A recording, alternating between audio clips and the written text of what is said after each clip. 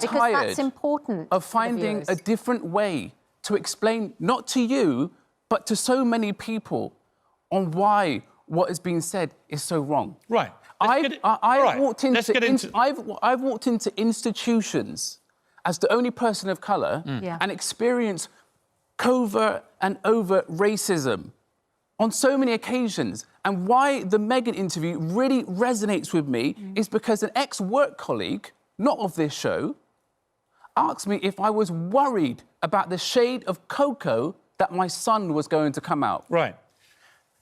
So I fully understand the hurt that is behind all of that.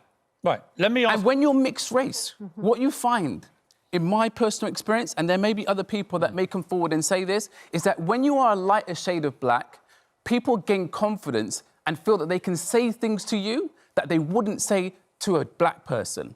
That's such an interesting point. And that is my experience of all of this. Right. And by the way, I completely respect that, right? And that's why I wanted to get you on the programme today. It was my suggestion to have you on to talk about this. But Piers, and thank you so much for having me on the programme. I really appreciate it. But I just want you also to be aware of the power of your words. And I'm not saying that you're a racist, but what I do... What are you saying? Do you know what I honestly feel? I feel as though because of your previous relationship with Meghan Markle, you've sometimes... I didn't have a relationship with Meghan Markle. But you met up with her, you knew her... I knew her briefly. Right, so we've joked about it on the show. All that did was... Piers. I'm allowed to speak. OK, talk. All that did was inform me that she's a bit of a cut and run. Right. Right? Throughout her life, and all her family, her father... Yes. Her ex-husband, her ex-friends, they've all been cut out of her life, right? And it's an interesting observation that I happen to be one of those people. An interesting observation, but I do feel... Right, can I finish the situation that you are struggling... Guys, if we're going to have this conversation... You've got to let me talk. Talk. Right. Can we talk about the programme? It doesn't really matter what I think of Meghan Markle. It doesn't matter whether I believe her or not. What matters is the damage that she is accused of doing to the royal family. And let me ask you honestly, on the issue of race, she has now got the whole of America and the worst of the world, frankly, looking upon the palace, the monarchy, the Queen, everyone in the royal family as a bunch of racists. And it all comes down to two things that she said in the interview. One is something she didn't hear, but Harry reported back to her, that a senior member of the royal family that wasn't the Queen or Prince Philip, so presumably is either Charles or William, we would hazard a guess, has made a comment to Harry about what colour skin his baby may be if the relationship progresses. OK, but there was concern about the way in which that question was asked. That's my question for you. She said there was concern. Harry didn't say that. And my question for you is this, and it's a straight question I think a lot of people are asking, because you've been in this position, right? And you've been equally offended. On the receiving end of that question. Is there a qualitative difference between somebody perhaps innocently saying to you, out of interest, if you have one parent is white, one parent is black, you know, what colour could your baby be? Let me finish. What colour could your baby be? Is there a difference between that question phrased in that innocent, perhaps, way, and somebody doing it in a tone that says, well, how dark is your baby going to be? Well, I think, in a derogatory, perhaps racist tone. Exactly, and there is a difference. But what we're getting from the interview is that it was said in a negative way. She said that, but he didn't, did he? Listen, stop separating Harry and Meghan. They are a team, quite clearly, a very strong team. And I do believe that she backs him up and he backs her up. Right. So, and like I said, tone and language is everything. But is there a difference? When but let me ask when you it was said to me, the key word was, are you worried? Right. Yeah. Right. Okay? But that to me is racist. And there's a big difference. That to me is racist. But that's what she reports. It is racist. Do you think it's racist? It's a legitimate question many people have asked. Is it racist, do you think, if, for argument's sake, it was William or Charles? Let's not put a name to this person. We don't know. And part of the problem, I know you agree with me about this, it'd be easier if they just said who it was. Right. Right? I'll come to that. But is there a difference? If it was said, perhaps in all innocence, right, and they just said, oh, what colour baby might you have, without any suggestion of it being a concern or a worry if it had darker skin, would that in itself, would just the question be racist? That in itself is fine, but you have to think about how it feels on the receiving end, because what we're speculating is as to how that message... Yeah, I don't know how it was communicated. Right, but what I would say to you is, if it was done as a worry or concern... We also have to take into consideration how it felt. The other thing that we also have to think about, and I've publicly said this on Twitter, Piers, I agree with you now that I feel that they should have named the person, because all it's led to is all of us asking loads of questions, and I personally am looking at the royal family as to which one could Who's it be? the racist, yeah. Who's the racist? But again, we have to also just take a step back. Do you know how much courage it takes to actually speak about racism, to actually call it out? Because I've been in situations where I haven't called out every single bit of racism that's happened to me based on how I've been treated or how it was handled in the past. Because you're worried about a backlash. And you're also worried about a backlash. And there will be people that will treat Harry and Meghan differently because they've spoken out. OK. But this is the whole thing. We've got to get comfortable talking about the uncomfortable. And that's why it's important for me and you to have this conversation. Right, but let's just not make it personal. It's fine. It's not... You made it personal. Well, let's move on you know from what? that. It's hard because, Alex? you know what, we talk personally about, you know, people on this show, and we give our opinions on them, don't we? So actually, sometimes it does come back at you. We have to be, you know... It's fine. It's just the way it was done. We can disagree about that. Let's move on. Well, it's fine. I don't think people really care too much about you and me anymore. It's not about me and you, and I'm not here because... Well, let's stop talking about me and you then. Let's move on to the second part of their charge of racism. Meghan Markle said that there was a decision taken by the palace to stop Archie being a prince based on his potential skin colour. That is completely untrue. That's just not true. Now, the damaging effect of that, plus whatever may have been said to Harry, and we don't know what it was or the context, and we don't know who said it, but it was those two things have detonated, as you know, a racially charged bomb at the palace, which is almost impossible for them to refute because they don't talk in public about this kind of thing. And people aren't probably going to believe them even if they do now. But that's what concerns me, is that the first part of that allegation, we don't know any of the details or who said it or how they said it. And the second one is completely untrue. Meghan just got it wrong. Archie hasn't been prevented from being a prince because of his skin colour. And that's been now believed by Americans on national television there. And that is damaging.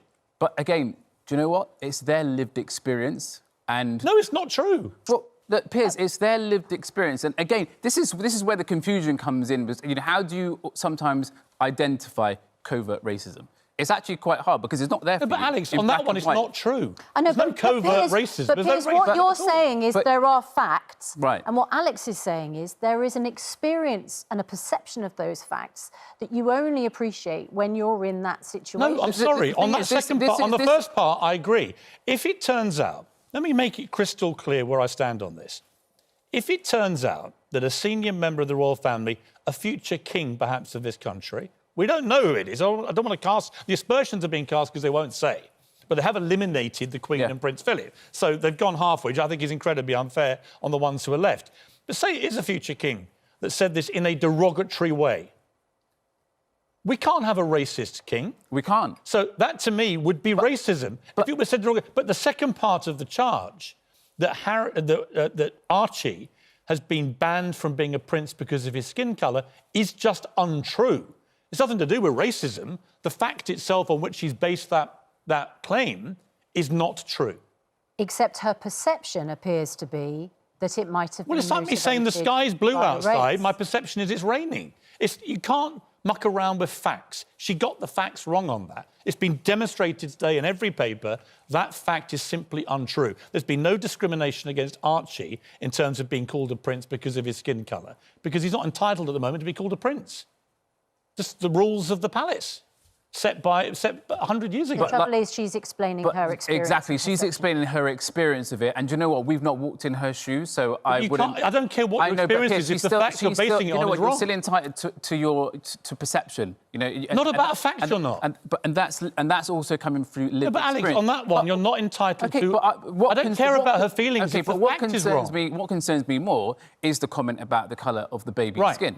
Right. Okay, we all feel passionate about different things. Yeah. Okay, we've not even spoken about the mental health and all of that. Well, we're coming to that. Well, we'll come to that. But it's really important that we have these conversations, because what I've noticed on Twitter, particularly over the last few days, is that this interview and what's happening with the royal family, the ripple effect is huge. Huge. To the point where me and you are on here, we feel so passionately about it, and it's great. I genuinely feel... And I want to talk about it, and I do feel as though, of course, if we find out who it is, I'm sure, you will be right behind me, and I'll be right behind you, talking about how wrong it is and how, No question. No question whatsoever. But what I find is that people don't always want to accept that it's a possibility that something like this has happened. And this is the thing with racism, right?